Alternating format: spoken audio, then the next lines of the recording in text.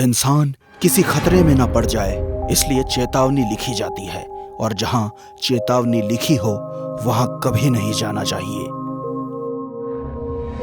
एक काली अंधेरी रात थी। एक झाड़ी के अंदर से डरावनी आवाज आती है।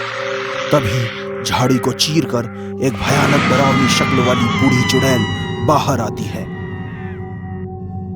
वो अपनी थैली से एक आईना निकालती है और खुद का चेहरा देखती है। वो चेहरे पर झुर्रियां देखकर गुस्सा करते हुए कहती है, ये क्या? मेरे खूबसूरत से चेहरे पर झुर्रियां नजर आ रही हैं। मतलब अगर कुछ दिन और मुझे इंसानी खून नहीं मिला तो मैं बूढ़ी हो जाऊंगी। नहीं नहीं नहीं, ये नहीं हो सकता। मैं बूढ़ी नहीं हो सकती, नहीं हो सकती मैं बूढ़ी। मुझे जल्दी से इंसान का खून पीना होगा, किसी भी कीमत पर। मुझे इंसानी खून चाहिए। चुड़ैल इंसान की तलाश में एक गांव के पास पहुंचती है, लेकिन गांव में कोई भी नजर नहीं आता। घर के सारे दरवाजे बंद रहते हैं। तभी उसे पीछे से किसी के आने की आवाज आती है। वो पलट कर देखती है तो उसे एक तांत्रिक आता दिखाई देता है। क्या किस्मत है मेरी, शिकार खुद चलकर मेरे पास आ रहा है। अब मैं इसका खून पीऊंगी और फिर से जवान हो जाऊंगी। रुक जाओ, मेरी भूख मिटाए बगैर इतनी तेजी से कहाँ चले जा रहे हो?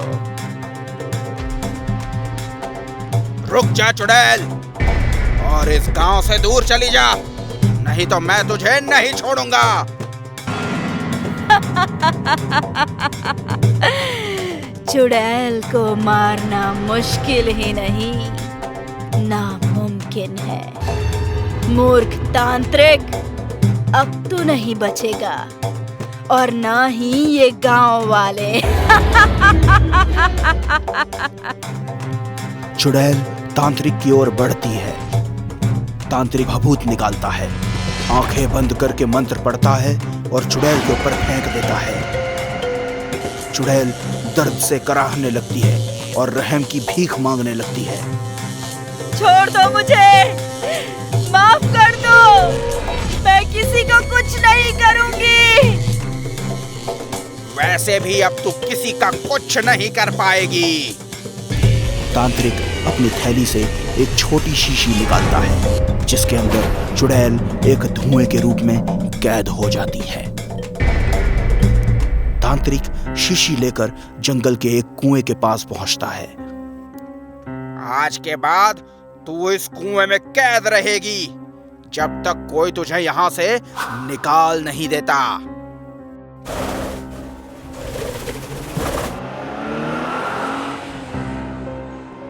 ए रोनी, ए रोतलू लाल, तू यहाँ पे मुंह लटकाए क्यों बैठा है?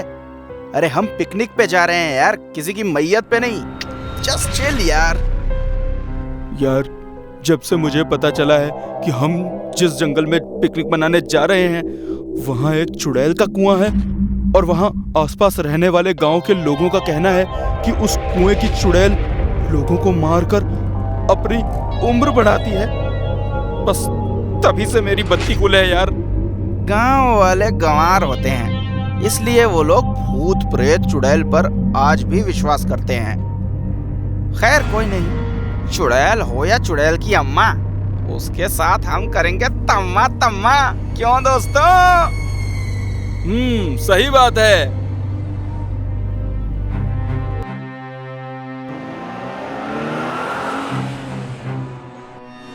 रोनी की कही बात बिल्कुल सच थी, पर उसके दोस्तों ने उसकी बात को मजाक में लेकर बहुत बड़ी गलती कर दी। ऐसा करके सभी ने आज अपने आप को एक बहुत बड़ी मुसीबत में डाल लिया। पानी खत्म हो चुका है, मैं पानी लेकर आता हूँ। विक्की पानी की तलाश में घने जंगलों को चीरता हुआ आगे बढ़ता है। तभी उसे सामने एक खूंटे पर बहुत सारे चमगादड़ टंगे हुए दिखते हैं और फिर वो सारे चमगादड़ वहां से जैसे ही उड़ जाते हैं, विक्की को वहां टंगा बोर्ड दिखाई देता है। बोर्ड पर चेतावनी लिखी होती है, चुड़ैल का कुआं, इस कुएं के पास जाना सख्त मना है। आज दुनिया कहां से कहां पहुंच गई है, लेकिन ये गांव वाले आज भी भूत चुड़ैल पर रखे हुए हैं। भगवान जाने इन गंवार गांव वालों को कब अकल आएगी। विक्की एक बेल तोड़ता है, उसे बोतल में बांधकर उसकी सहायता से कुएं से पानी निकालने लगता है। तभी उसके कानों में बेहद डरावनी चीखों की आवाज सुनाई पड़ती है। विक्की आवाज सुनकर डर जाता है और इधर उधर देखता है, पर उसे हर तरफ पेड़ पौधे और झाड़ियों के अलावा कुछ भी नजर नहीं आता। विक्की घबराते हुए, कौन है वहां? लगता है किसी बच्चे ने इस कुएं में डाल दी होगी।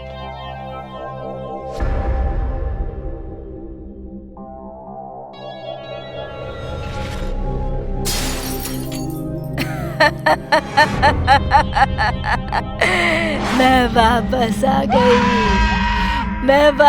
आ गई। देख तांत्रिक, मैं वापस आ गई। अपने पीछे क्या हो रहा है उससे बेखबर विक्की पानी की बोतल पकड़े आगे कार की ओर जा रहा है। वो पीछे से आती इन आवाजों को सुनकर डर के रुक जाता है। तभी चुड़ैल की नजर उस पर पड़ती है और झटके से वो विक्की के पीछे जाकर खड़ी हो जाती है। चुड़ैल हैरानी से उसे देखती रहती है। विक्की को भी एहसास हो जाता है कि कोई उसके पीछे आकर खड़ा हो चुका है। उसे हल्का सा डर लगता है। बावजूद इसके डरा सहमा विक्की हिम्मत करके पलटकर पीछे देखता है और बुरी तरह शौक से उसकी आंखें फटी की फटी रह जाती हैं, मानो उसने मौत को देख लिया हो। कुएं के ऊपर हवा में एक बूढ़ी और बहुत ही डरावनी चुड़ैल है जो उसे देख जोर जोर से हंसने लगती है। विक्की जान बचाकर वहां से भागता है, मगर वो ज्यादा दूर नहीं जा पाता। चुड़ैल अपने लंबे बालों से उसे पकड़कर अपने पास खींच लेती है। मुझसे तेज तो ओलंपिक का धावक भी नहीं दौड़ पाएगा, तो तू किस खेत की मूली है? कितना जवान और गरम खून है। मजा आ जाएगा आज मुझे तुम्हारा खून पीकर।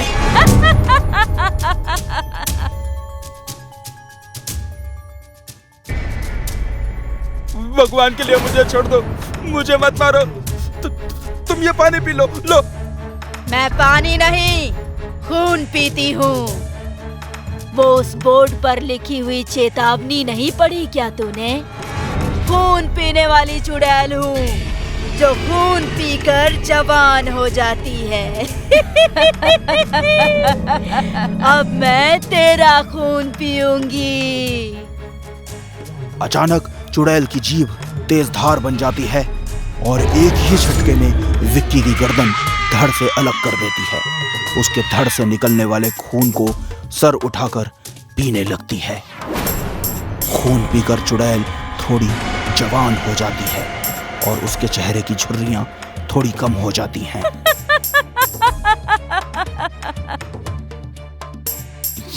ये विक्की कहाँ मर गया यार? अमित, लगता है उस झाड़ी में कुछ है। वो झाड़ी बहुत जोर जोर से हिल रही है। अमित झाड़ी की ओर देखता है।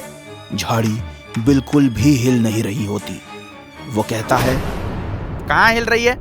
वहां कुछ भी तो नहीं है। डर मत, हवा से हिल रही होगी। लेकिन हवा तो चल ही नहीं रही है। देखो, एक भी पत्ता नहीं हिल रहा। यार तू डरता बहुत है। कोई जानवर होगा, हमें देखकर भाग गया। तू टेंशन मत ले, चल चिल मार यार। लेकिन रोनी तो टेंशन ले चुका था। बचाओ बचाओ बचाओ बचाओ।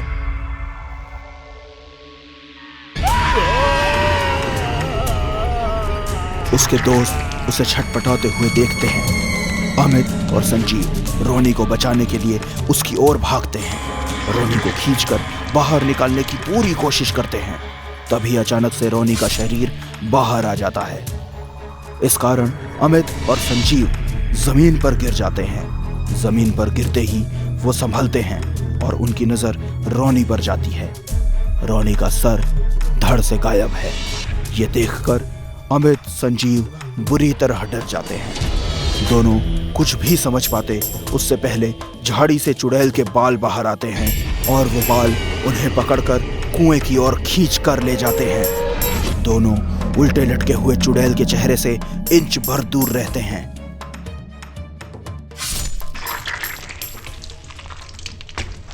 आज की इस दावत से मैं बहुत खुश हूँ।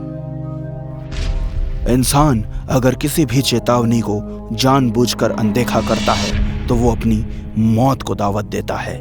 इसलिए जहां भी चेतावनी लिखी हो उसे अनदेखा न करें। क्या पता वहां भी चुड़ैल का वास हो। है और कोई माइका लाल जो इस चेतावनी को अनदेखा करके मेरे कुएं के पास आए? इस दुनिया की भीड़ में जब कोई इंसान मुसीबत में पड़ जाता है तो वो लोगों से मदद मांगता है। लेकिन इस भीड़ में कुछ लोग ऐसे भी हैं जो मदद के नाम पर सामने वाले को और बड़ी मुसीबत में डाल देते हैं, जिससे जान का भी खतरा हो सकता है। काली अंधेरी रात में भेड़ियों के चिल्लाने की आवाज आती है। एक बड़े से पेड़ पर बहुत सारे बैठे कौवे कांव कांव करते हुए उड़कर जाने लगते हैं। सुमित ड्राइविंग सीट पर बैठा था। दिशा उसके बगल वाली सीट पर बैठी थी। बेबी, तुम्हें लड़का चाहिए या लड़की? लड़का हो या लड़की, मेरे लिए दोनों ही बराबर हैं। वैसे तुम्हें क्या चाहिए? जो तुम्हारी पसंद वो मेरी पसंद। तभी उड़कर जा रहे कौवे में से एक कौवा कार की ओर मुड़ जाता है और विंडस्क्रीन से टकराकर मर जाता है। विंडशील्ड क्रैक हो जाती है और खून भी लग जाता है। सुमित झट से ब्रेक मारकर कार रोकता है। दोनों कार से बाहर आते हैं। दिशा घबराई हुई है। वहीं सुमित मरे हुए कौवे को देख रहा है। सुमित आगे बढ़ता है और कौवे को उठाकर दूर फेंक देता है। सुमित, मुझे इस रास्ते से जाना ठीक नहीं लग रहा है। ऊपर से तुम्हारी ये खटारा। हम किसी और रास्ते से चलें? बेबी, ये खटारा कार नहीं है बल्कि खानदानी कार है। और बेबी, हम बहुत आगे तक जा चुके हैं, तो और अभी दूसरे रास्ते से जाना मतलब फिर से हमें वापस शहर जाना होगा। अब चलो कार में बैठो, नहीं तो यहीं पूरी रात बितानी पड़ेगी। दोनों कार में बैठते हैं और वहीं से जाने लगते हैं। कार सुनसान घने जंगलों के बीच से होते हुए जा रही होती है। तभी कार अचानक 2-3 झटके के साथ एक जगह पर रुक जाती है। सुमित कार स्टार्ट करने की कोशिश करता है, लेकिन कार स्टार्ट नहीं होती। यह देखकर दिशा का मूड खराब होने लगता है। सुमित दिशा के हाव भाव से समझ जाता है कि वो परेशान हो रही है। कुछ सोचता हुआ सुमित कार से बाहर निकलता है। सुमित कार के फ्रंट पर जाकर बोनट खोलकर फॉल्ट चेक करने लगता है। दिशा भी उसके पास आती है और गुस्से से कहती है, मैंने कहा था हनीमून पर हम किसी और दूसरी कार से चलते हैं, लेकिन नहीं, तुम्हें तो यही आदम जमाने की खटारा कार ले जाना था ना। हो गई ना फिर से खराब। पता नहीं अब हम कब तक गोवा पहुँचेंगे। काम डाउन स्वीट हार्ट, नाराज क्यों होती हो? ये मेरे दादाजी की खरीदी हुई पहली कार है। तुम्हें पता है, हमारे परिवार में जो कोई भी इस कार से हनीमून के लिए जाता है उसे खुशखबरी बहुत जल्दी मिलती है। घबराई हुई दिशा अंधेरे में इधर उधर देखने लगती है, पर अंधेरे के कारण उसे कुछ नजर नहीं आता है। तभी उसके कान के पास कोई आता है। कौन हो तुम? आवाज सुनकर दिशा आवाज की ओर एक झटके से पलट गई, लेकिन उसे आसपास कोई दिखाई नहीं दिया। फिर उसे लगता है कि उसके साथ ये शरारत सुमित ने की है, लेकिन सुमित को अपने आगे खड़ा देखकर दिशा डर से सहम उठती है कि फिर वो आवाज किसकी थी। ये सवाल दिशा के दिमाग में घर कर जाता है। सुमित, मुझे ये जगह कुछ ठीक नहीं लग रही है। हमें यहाँ से जल्दी निकल जाना चाहिए। Don't worry baby, car start होते ही हम चल देंगे।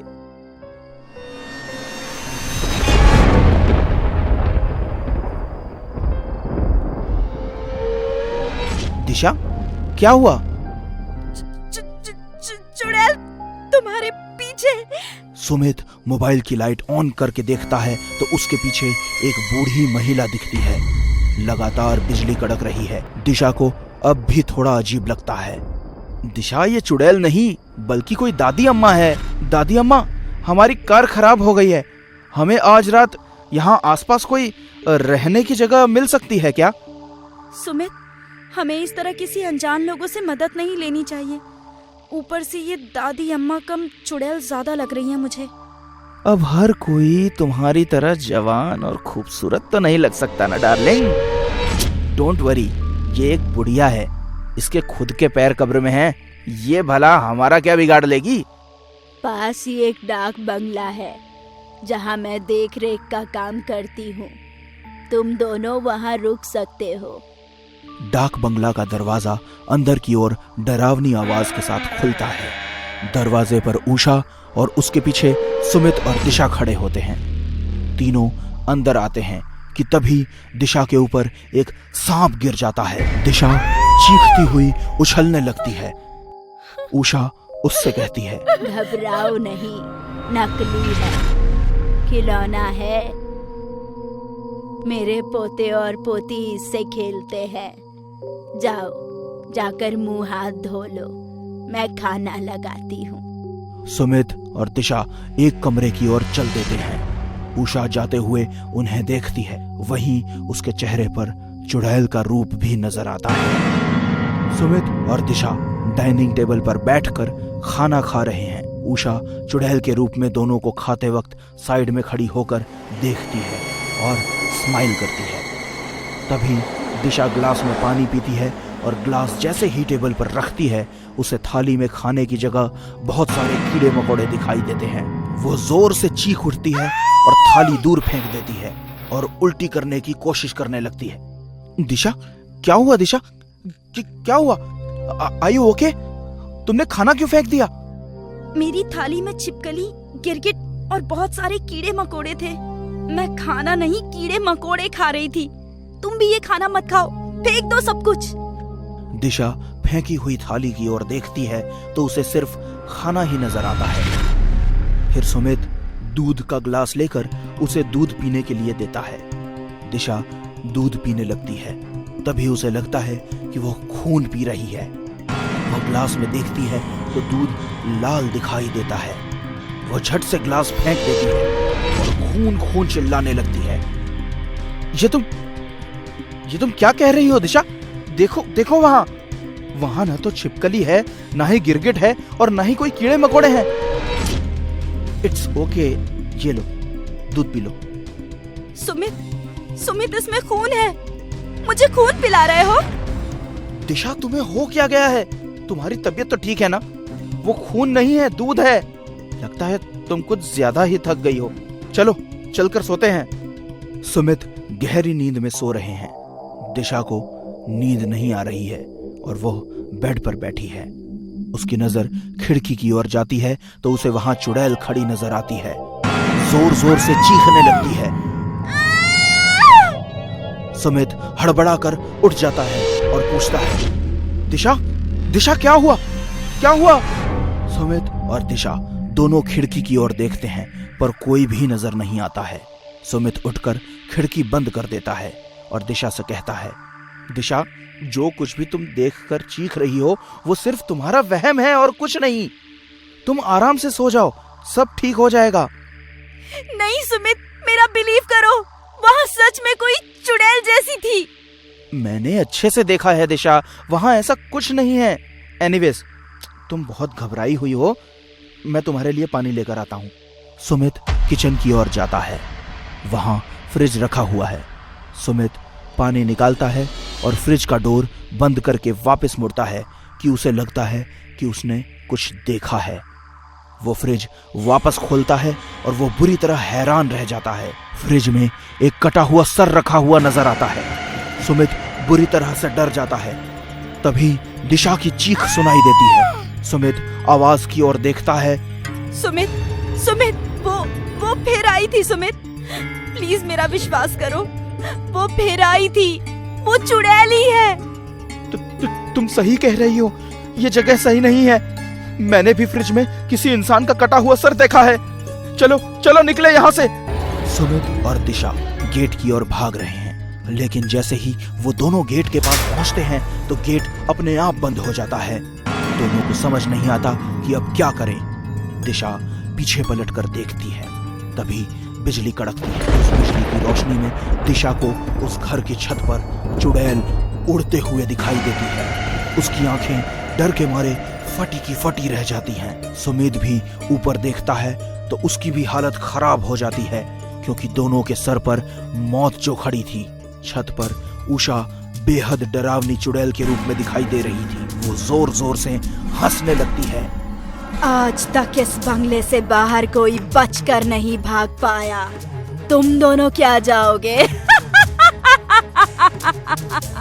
हंसते हुए चुड़ैल दोनों की ओर बढ़ती है। सुमित और दिशा घबराकर पीछे की ओर भागते हैं, लेकिन तभी चुड़ैल अपने दोनों हाथ लंबे करती है और उसके हाथ पीठ से उनके अंदर घुस जाते हैं और पेट फाड़ देते हैं।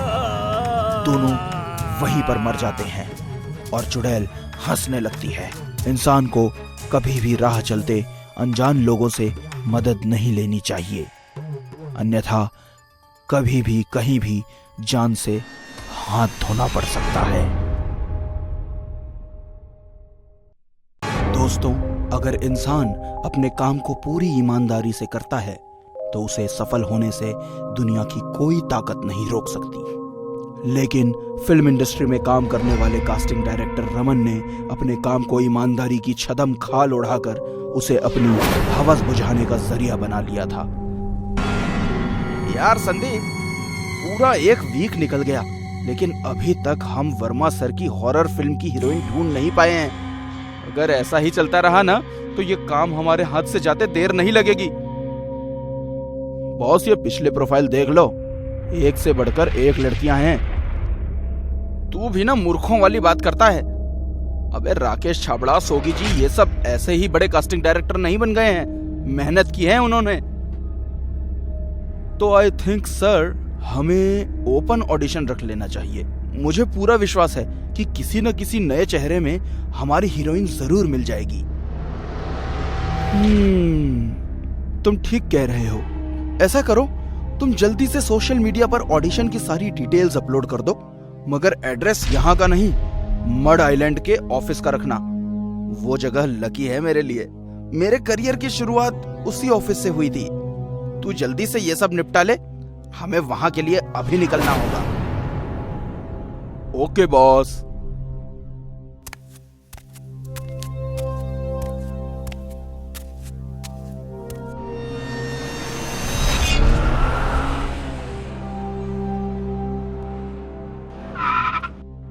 रमन और संदीप मड आइलैंड वाले ऑफिस पहुंचकर ऑडिशन का सेटअप करने में जुट गए। काम खत्म करते हुए उन्हें रात हो गई और रात होते ही दोनों गुरु और चेला शराब की बोतल में उतर गए। रमन सर, मेरी मम्मी कहती है कि आपने मुझे पीना सिखाकर मुझे बिगाड़ दिया है। तो ठीक है, आज के बाद तू दूध ही पीना। ये इतनी रात में कौन आया है? जा देख तो। जी कहिए। सर, मैंने वो ड्रेस बुक पर ऑडिशन का मैसेज देखा था 12 बजे का, उसी के लिए ही आई हूँ। अरे बाबा, ऑडिशन का टाइम रात 12 बजे का नहीं, दिन के 12 बजे का है। आप दिन में आइए 12 बजे। देखिए सर, अगर आप मेरा भी ऑडिशन ले लेंगे तो बहुत अच्छा होगा। मैं बहुत दूर से आई हूँ।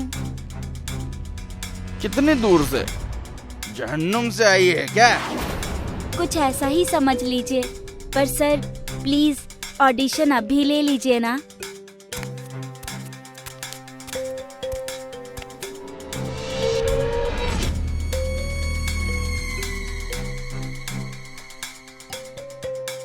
संदीप ये इतनी रिक्वेस्ट कर रही है तो ले लेते हैं ऑडिशन। तो चल कैमरा और लाइट्स ऑन कर। सर अभी कैसे पॉसिबल है ना पॉसिबल?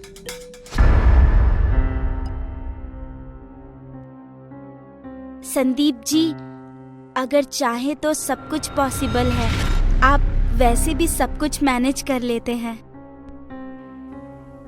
आप मेरा नाम कैसे जानती हैं? बस ऐसे ही जानती हूँ। अभी आपने कहा था ना, क्या जहन्नुम से आई हो? तो जहन्नुम से आने वाले तो सब जानते हैं, नाम, जन्म।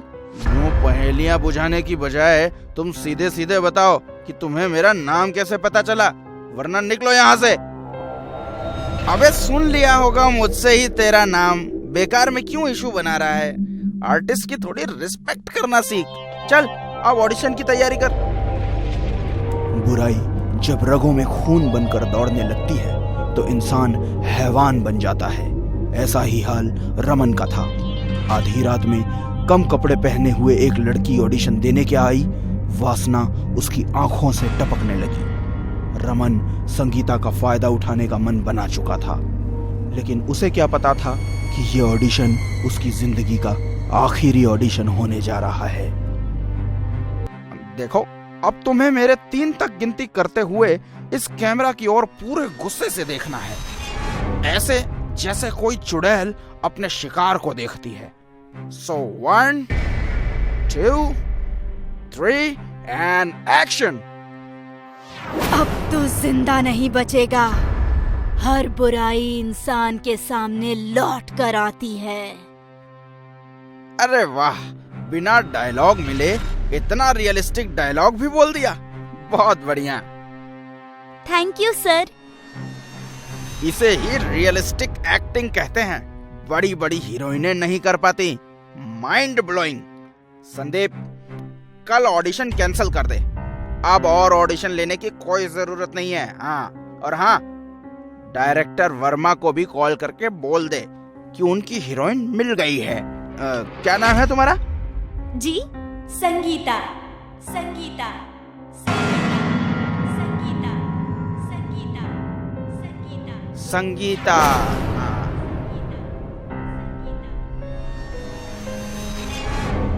सर, कहाँ खो गए? नहीं, कुछ नहीं। तुम्हारा नाम सुनकर कुछ याद आ गया था। संदीप, तू क्या बोलता है? कैसा लगा? अच्छा ऑडिशन था सर। मेरे खराब बिहेवियर के लिए very sorry Sangeeta ji. It's okay.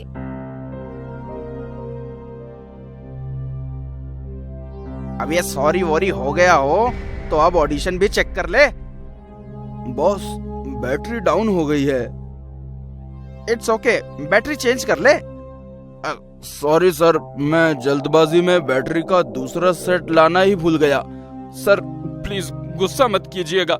मैं अभी लोखंड वाला ऑफिस जाकर ले आता हूँ। 1.5-2 घंटे में वापस आ जाऊंगा सर। उसके बाद ऑडिशन चेक करके इन्हें भेज देंगे। तेरा हमेशा का यही नाटक है। होने वाली सुपरस्टार का एक एक पल कीमती होता है, समझा तू? जा जल्दी लेकर आ।